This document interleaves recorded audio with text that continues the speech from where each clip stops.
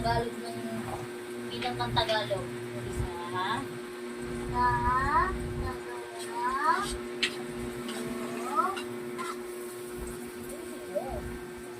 paano ka makakapasok sa magandang school? Ulitin mo.